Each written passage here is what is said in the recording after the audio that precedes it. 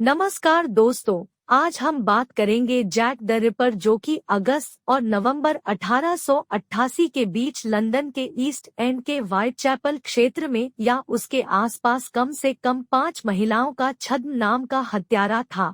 यह मामला अंग्रेजी अपराध के सबसे प्रसिद्ध अनसुलझे रहस्यों में से एक है।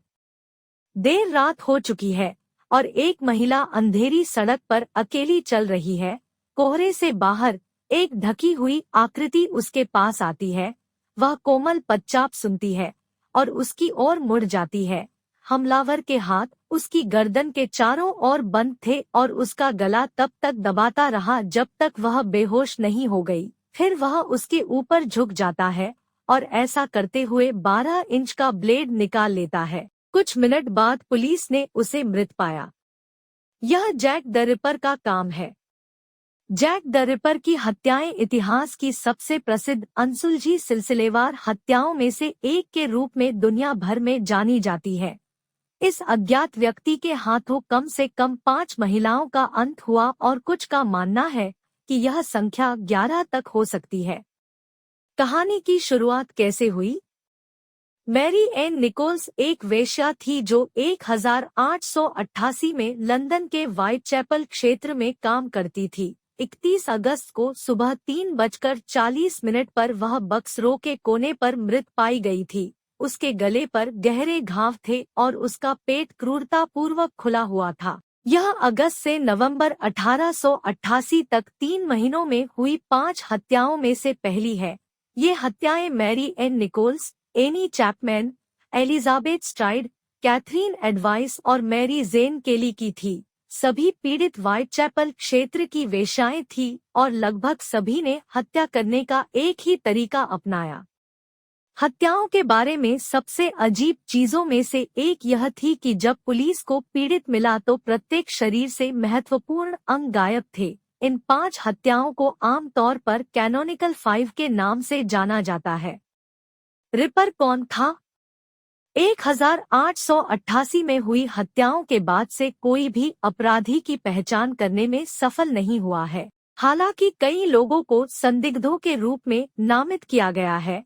पुलिस के सामने समस्या यह थी कि उस समय अपराधस्थल की जांच बहुत कम होती थी जब तक हमलावर ने घटनास्थल पर कोई व्यक्तिगत वस्तु नहीं छोड़ी जिसका पता लगाया जा सके, या यदि कोई उनका विस्तृत विवरण देने में सक्षम नहीं था तो पुलिस के पास सही व्यक्ति को ढूंढने की बहुत कम संभावना थी। ऐसा लगता है कि रिपर को भी यह पता था। उसने अपने हमलों की योजना रात में और किसी भी चुभती नजर से दूर रखने की बनाई। शायद यही एक कारण है कि उसने वेश्याओं पर हमला करना चुना। विक्टोरियन युग के अंत में वेश्यावृत्ति अवैध थी और खुद को बेचने वाले लोगों को खुद को विवेकपूर्ण तरीके से संचालित करना पड़ता था। किसी भी ग्राहक को शहर के एक शांत इलाके में ले जाया जाएगा जहां महिला को पता होगा कि पुलिस उन्हें नहीं रोकेगी। लेकिन ये शांत स्थान हत्याओं के लिए भी एक आदर्श स्थान थे। उन्हें जैक द रिपर क्यों कहा गया? ये नाम अखबारों के जरिए सामने आया।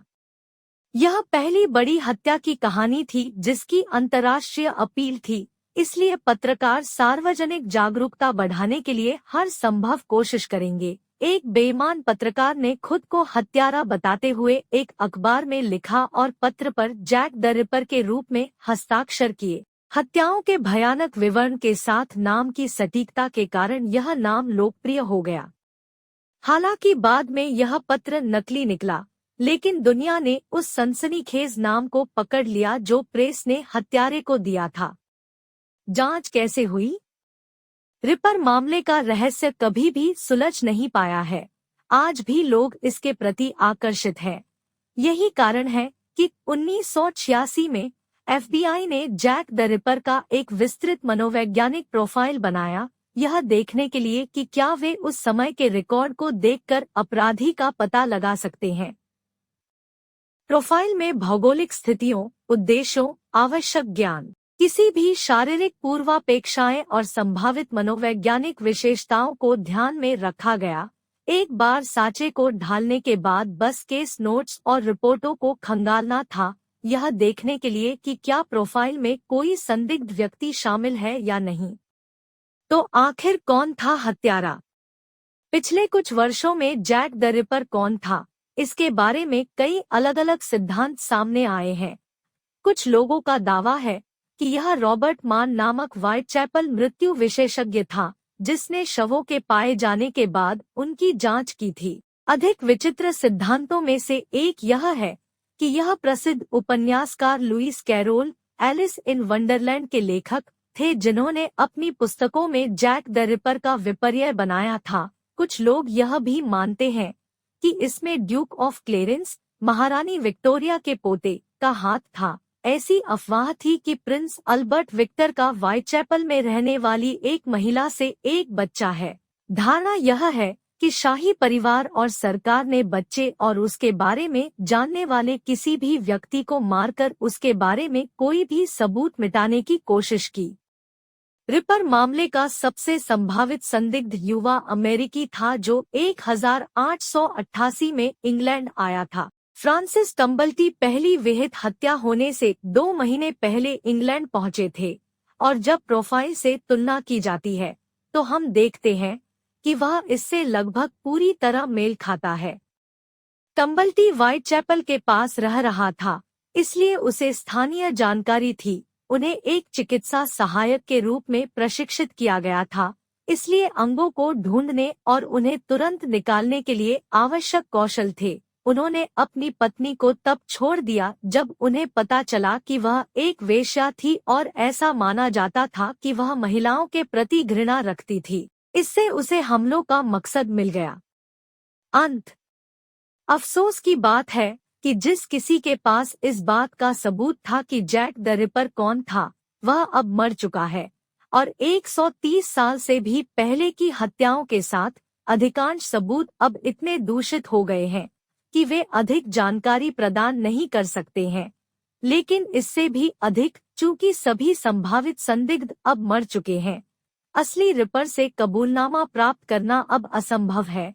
इसके परिणामस्वरूप जैक द रिपर की वास्तविक पहचान लगभग निश्चित रूप से कभी भी ज्ञात नहीं होगी।